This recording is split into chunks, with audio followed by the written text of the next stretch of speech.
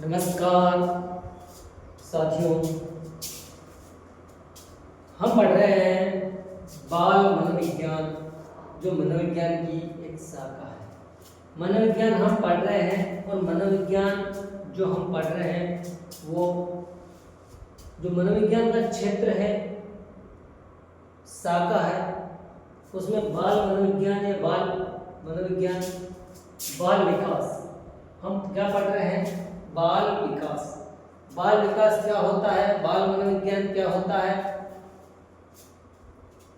शिक्षा मनोविज्ञान, ये सभी एक मनोविज्ञान विषय है। मनोविज्ञान विषय का साथियों भाग है, यह शाखा है, यह क्षेत्र कह सकते हैं, हम क्षेत्र कह सकते हैं, भाषा भाग कह सकते हैं।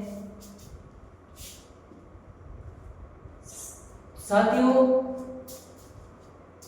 शाखा मनोविज्ञान की जो बाल मनोविज्ञान हम अध्ययन कर रहे हैं, बाल मनोविज्ञान क्या है? कि व्यक्ति एक सामाजिक प्राणी होता है और व्यक्ति का अध्ययन बाल मनोविज्ञान के अंतर्गत होता है। व्यक्ति के व्यक्तित्व का जिस शाखा के अंतर्गत अध्ययन किया जाता है उसे बाल मनोविज्ञान कहा जाता है। या एक बालक के विकास का अध्ययन जिस शाखा के अंतर्गत किया जाता है उसे बाल मनोविज्ञान कहते हैं। अब बाल मनोविज्ञान साथियों, वर्तमान में बाल मनोविज्ञान को बाल विकास चाइल्ड डेवलपमेंट के नाम से जाना जाता है। यह नाम चाइल्ड डेवलपमेंट का दिया है। साथियों, चाइल्ड डेवलपमेंट जो है उसमें बालक का विकास और उसके शरीर की वृद्धि का अध्ययन करते हैं। पिछली कक्षा में हमने पढ़ा था कि बाल मनोविज्ञान जो है उसको बाल विकास करते हैं और बाल विकास का क्षेत्र साथियों आपको बताया था कि युवावस्था तक होता है। बाल विकास का अध्ययन करेंगे हम तो बाल विकास का अध्ययन साथियों गर्भावस्था से लेकर युवा अवस्था तक इसका क्षेत्र आता है। साथियों, उसके बाद में हमने कुछ अध्ययन किया था कि प्रथम बाल मनोवैज्ञानिक कौन थे।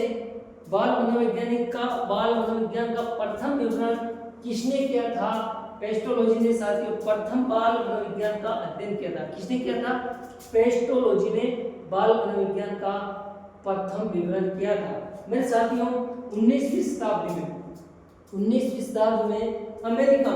अमेरिका में बाल अध्ययन की शुरुआत हुई थी। 19वीं शताब्दी में बाल अध्ययन की शुरुआत हुई थी, जो पिछली कक्षा में पढ़ा था। ऐसे हमने बाल अपराध विज्ञान का जनक सीजर लेम्ब्रोसो आपको बताया मैंने, क्योंकि ये सभी बाल विकास जो बाल मनोविज्ञान से चेंज होकर बाल विकास है। और बाल विकास में क्या है साथियों कि बालक का जो विकास होता है उसका किस स्थिति में कैसा अध्ययन होता है। यानी कि जब गर्भ धारण करता है तब बालक का विकास दो प्रकार से होता है, एक शारीरिक विकास होता है और एक मानसिक विकास, व्यक्तित्व संपूर्ण विकास होता है। विकास को हम दो भागों में बांटते हैं, लेकिन जब एक व्यक्ति जन्म लेता है और जन्म लेने के बाद में जब उसका विकास होता है तो विकास धीरे धीरे, जैसे गर्भावस्था के बाद में, गर्भावस्था में शारीरिक विकास होता है, गर्भ धारण करता है, 6 महीने में भ्रूण बढ़ता है, 9 महीने में पूरा भ्रूण हो जाता है। लेकिन जैसे जन्म लेता है, जन्म के बाद में 3 माह में, 5 माह में, 1 साल में वो विकास शुरू हो जाता है, जिसका हम जीवन प्रयत्न अध्ययन करते हैं या विकास जीवन प्रयत्न चलता है। एक बालक कक्षा 3 में पढ़ता है, वो नैतिक विकास नहीं जानता है। साथियों, एक बालक 1 वर्ष का है, 2 वर्ष का है, कुछ शब्द जानता है, अपने मम्मी पापा भाई बहन इतना सा जानता है, दादा दादी इतना सा जानता है। लेकिन जैसे जैसे वो बड़ा होता है उसमें मानसिक विकास होता है, उसका शारीरिक विकास के साथ साथ संज्ञानात्मक विकास, नैतिक विकास, भाषाई विकास, चारित्रिक विकास, आध्यात्मिक विकास, इन सभी पहलुओं का विकास होता है, उसे ही हम विकास कहते हैं। और शारीरिक विशेष तौर से शारीरिक पहलू का विकास वृद्धि कराते हैं। अगर हम स्पेशल करें तो कोशीय गुणात्मक, मैंने पिछली कक्षा में पढ़ाया था कि कोशीय गुणात्मक वृद्धि को ही शारीरिक अभिवृद्धि या अभिवृद्धि कहते हैं। फ्रैंक महोदय ने कहा था विकास क्या है, व्यक्तित्व का चहुमुखी विकास साथियों विकास कहलाता है। यानी कि जो जितने भी पहलू हैं ओनली शारीरिक पहलू को छोड़कर बाकी सभी पहलुओं का विकास के अंतर्गत आता है। लेकिन हम अब जो हमने पढ़ा था कि विकास और अभिवृद्धि या वृद्धि, इसमें अंतर क्या है, आप कैसे समझेंगे कि अंतर कैसे करेंगे विकास का और अभिवृद्धि का। तो साथियों उसके लिए मैंने एग्जाम में 100% पूछते हैं, हल्के में जिसने लिया वो हल्के से ही निकल जाएगा एग्जाम से, कंपटीशन से। अगर जो हल्के में नहीं लेता है, धैर्य से पढ़ता है, ईमानदारी से पढ़ता है, लगन के साथ स्टडी करता है, अपने आप को धोखा नहीं देता है, वो 100% सफलता किसी भी प्राप्त कर लेता है। साथियों अब विकास का अंतर हम कैसे करेंगे, मैंने आपके लिए थोड़ा सा कुछ लिख के रखा है जो एग्जाम में पूछे जा सकते हैं कि विकास क्या है, विकास और अभिवृद्धि में अंतर क्या है। निम्न में से विकास का पहलू नहीं है या अभिवृद्धि का पहलू नहीं है, तो हम विकास और अभिवृद्धि को पहचानेंगे, कैसे उसका अंतर करेंगे, उसके बारे में हम थोड़ा सा विवरण दिख रखा है, उसको हम अध्ययन कर लेते हैं। विकास और अभिवृद्धि, साथियों अभिवृद्धि ये है और विकास ये है। अब किस तरीके से आप पहचान सकते हैं, किस तरीके से अभिवृद्धि और विकास में जाने।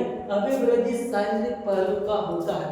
साथियों एक व्यक्ति का व्यक्तित्व कैसा भी हो, लेकिन उसका शरीर गर्भ धारण करता है तब से लेकर किशोरावस्था तक, उसके शारीरिक पहलू में जो वृद्धि होती है वो अभिवृद्धि होती है। यानी कि उसके अंगों का बढ़ना, उसके वजन का बढ़ना, उसके लंबाई चौड़ाई का बढ़ना, ये शारीरिक पहलू होते हैं। जबकि विकास क्या होता है, विकास व्यक्ति के सभी पहलुओं का गुणात्मक या कहे विकास होना या बढ़ना विकास कहलाता है। व्यक्ति के सभी पहलुओं का बढ़ना, परिवर्तन होना विकास कहलाता है। साथ ही दूसरा अंतर देखते हैं कि अभिवृद्धि का स्वरूप बाह्य होता है। साथियों अभिवृद्धि का स्वरूप कैसा है, बाह्य होता है।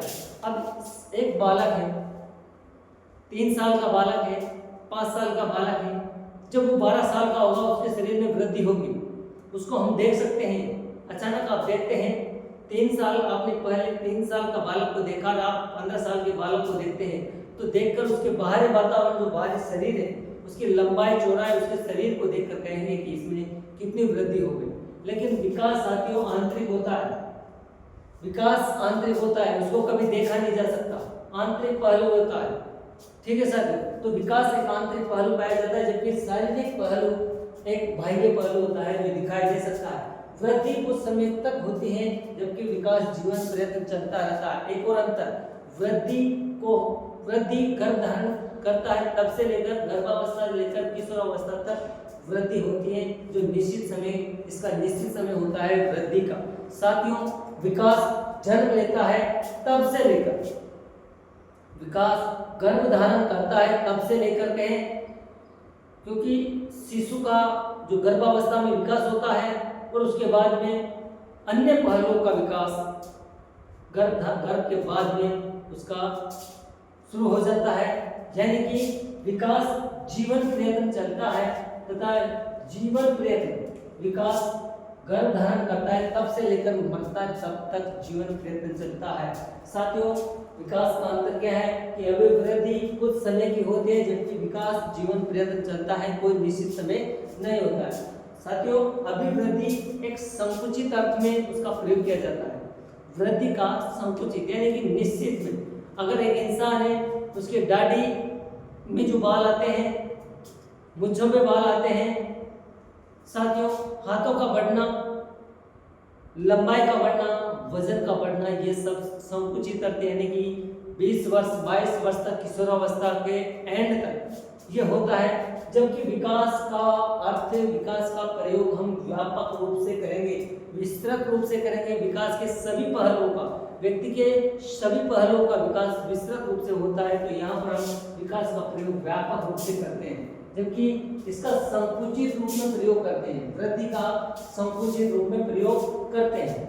साथियों, वृद्धि का कोई निश्चित क्रम नहीं है, वृद्धि का कोई निश्चित क्रम नहीं है कि एक बालक है, 3 साल के बालक की हाइट इतनी सी होती है, इतनी सी होती है, कुछ बालकों की, कुछ की 5 साल का बालक साथियों 3 फीट का भी हो सकता है, और 8 वर्ष का बालक भी 3 फीट का हो सकता है, 12 वर्ष का बालक भी 3 फीट का हो सकता है।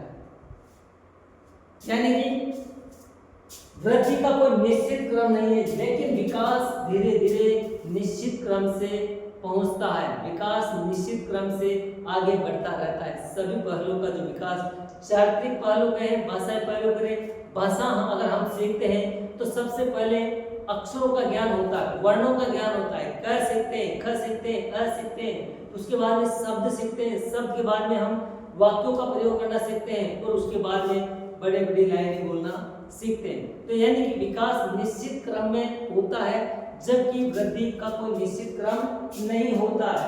अगला अंक निश्चित क्रम होता है, जबकि विकास का कोई विकास निश्चित क्रम में होता है, जबकि इसका कोई निश्चित क्रम नहीं होता है। अगला अंतर हम देखते हैं कि वृद्धि की कोई निश्चित दिशा नहीं होती। साथियों, वृद्धि की कोई निश्चित दिशा नहीं होती, जबकि विकास एक निश्चित दिशा में चलता रहता है, विकास एक निश्चित दिशा में चलता है। साथियों, हम आगे बढ़ते हैं कि वृद्धि का कोई निश्चित लक्ष्य नहीं होता है। साथियों, क्या एक बालक, क्या एक व्यक्ति जिसकी हाइट या मोटाई होना कोई लक्ष्य है? नहीं, वृद्धि का कोई लक्ष्य नहीं होता है, जबकि विकास का कोई लक्ष्य पाया जाता है। साथियों, विकास का कोई लक्ष्य अवश्य मिलता है, तो यहाँ पर वृद्धि का कोई निश्चित लक्ष्य नहीं होता है, जबकि विकास का निश्चित लक्ष्य होता है। साथियों, वृद्धि को निश्चित रूप से मापा जा सकता है। वृद्धि का मापन किया जा सकता है कि एक व्यक्ति जिसकी हाइट कितनी है, उसकी मोटाई कितनी है, उसका वजन कितना है, इसको निश्चित रूप से मापा जा सकता है। लेकिन विकास को हम वास्तविक रूप से निश्चित आंकड़ों में नहीं माप सकते, गुणात्मक करते हैं, परिमाणात्मक करते हैं, लेकिन निश्चित मात्रा में हम नहीं नाप सकते हैं विकास को, जबकि वृद्धि निश्चित मात्रा में मापी जाती है। वृद्धि का मापन संभव होता है, वृद्धि का मापन संभव होता है, जबकि विकास का मापन संभव नहीं होता है। निश्चित निर्धारित अंकों में वृद्धि को, विकास को मापा नहीं जा सकता है। साथियों, वृद्धि में रचनात्मक परिवर्तन होता है। रचनात्मक, एक शरीर का विकास होना, शारीरिक रूप से उसकी रचना मूर्त रूप से होती है, जबकि विकास रचनात्मक के साथ साथ विनाशात्मक भी होता है। विनाशात्मक परिवर्तन होते हैं। विकास में रचनात्मक परिवर्तन के साथ साथ विनाशात्मक परिवर्तन भी हो सकते हैं, जबकि वृद्धि में रचनात्मक परिवर्तन होते हैं। उन्हें रचनात्मक जो परिवर्तन होता है उसे रचनात्मक परिवर्तन ही कहते हैं। क्या कहते हैं? रचनात्मक परिवर्तन किसे कहते हैं? कि शरीर में जो वृद्धि होती है उसे रचनात्मक परिवर्तन कहते हैं, जबकि विकास में जो रचनात्मक परिवर्तन होते हैं उसके साथ साथ विनाशात्मक परिवर्तन भी कहलाते हैं या होते हैं। ठीक है, अगला है वृद्धि मात्रात्मक होती है। साथियों, वृद्धि को मात्रात्मक होते हैं, जबकि विकास गुणात्मक के साथ साथ मूल्यांकन भी होता है। विकास का गुणात्मक के साथ साथ मूल्यांकन भी होता है।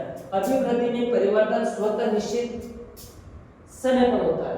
साथियों, ध्यान से देखना, अभिवृद्धि में परिवर्तन स्वतः निश्चित समय पे होता है। एक बालक पे, एक व्यक्ति के सिर पे बाल, गाढ़ी मूंछ पे बाल आना एक निश्चित समय में स्वतः आ जाएंगे। एक बालक की 18 वर्ष की, 21 वर्ष की उम्र तक उसकी हाइट जितनी होनी है वह निश्चित रूप से स्वतः आ जाएगी, किंतु विकास में अभ्यास और अनुभव के बिना परिवर्तन नहीं होगा, क्योंकि अभ्यास और अनुभव के बिना विकास संभव नहीं होता है। अब साथियों, वृद्धि मूर्त होती है। वृद्धि एक मूर्त होती है, जबकि विकास एक अमूर्त होता है, अमूर्त चिंतन होता है। यानी कि हर पहलू में अमूर्त प्रक्रिया होती है। साथियों, लैंगिक भेदों का प्रभाव, वृद्धि में लैंगिक भेद पाए जाते हैं क्योंकि आनुवंशिकता का अधिक प्रभाव पड़ता है किसमें, वृद्धि में। एक बालक है, उसके माता पिता अगर कमजोर हैं तो हो सकता है कि वो बालक भी कमजोर हो। अगर एक बालक के माता पिता हष्ट पुष्ट शरीर वाले 6 फीट हाइट वाले हैं तो बालक भी 100% अच्छी हाइट वाला होगा। लेकिन लैंगिक प्रभाव पड़ता है, लैंगिक कारकों का प्रभाव पड़ता है वृद्धि में, लेकिन विकास में लैंगिक भेदों के कारकों का कोई प्रभाव नहीं होता है। साथियों, क्या एक व्यक्ति का बच्चा, क्या एक व्यक्ति कोई अध्यापक है उसका बच्चा डॉक्टर बनेगा? नहीं, संभव नहीं है। संभव है लेकिन जरूरी नहीं है कि वो डॉक्टर बने। अगर कोई खिलाड़ी और खिलाड़ी का बच्चा खिलाड़ी बने, ये कोई जरूरी नहीं है। विकास उसका किस तरफ है, कौन से पहलू पे उसका अधिक विकास होता है, यह उसके लैंगिक गुणों पर प्रभाव नहीं दर्शाता है। तो विकास में लैंगिक कारकों का कोई प्रभाव नहीं पड़ता है, जबकि अभिवृद्धि में लैंगिक कारकों का स्पष्ट प्रभाव होता है, लैंगिक कारकों का प्रभाव होता है। साथियों, वृद्धि पर वातावरणीय कारकों का कोई प्रभाव नहीं पड़ता है।